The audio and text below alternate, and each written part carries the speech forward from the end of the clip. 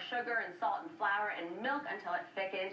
Then we combine the mixture with some egg yolks, and after it's done thickening, which doesn't take that long, you stir in 2 tablespoons of butter and a splash of vanilla off the heat. And now here's the best part. If you wanted to make it a day or two in advance, all you're going to do is put this in a bowl, cover it with a little bit of plastic wrap so you don't get a skin on top, and you are good to go. Okay, so we have our pecans that toasted with the caramelization. We have our pudding, and I'm going to put you to work crashing and crushing our, thank you.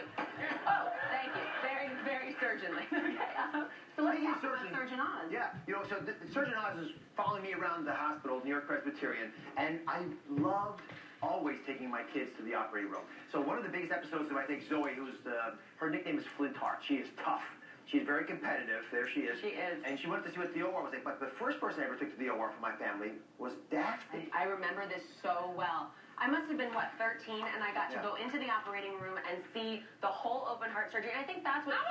I know, but come on! What's so cool is if you're not a doctor and you get to go and be deep inside the mind of a surgeon, and how do you make life and death decisions? What does that feel like when you hold someone's heart in your hand and have that sort of, impact on their life?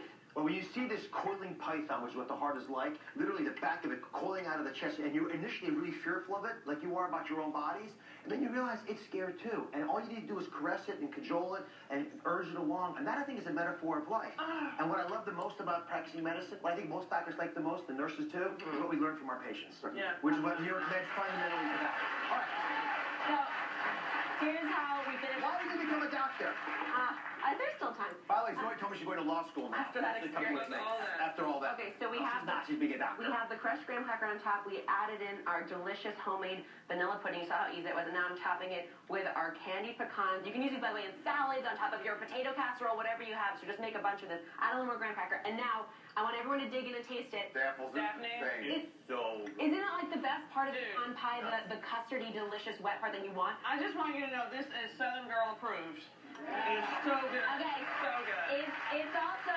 It could be illegal. It's also Skinny Jean Girl approved because a slice of pecan pie can run you north of 790 calories. Wow. Whoa. A cup of your pecan pie pudding, 419 calories. No sacrifices made. What do you think? I would actually...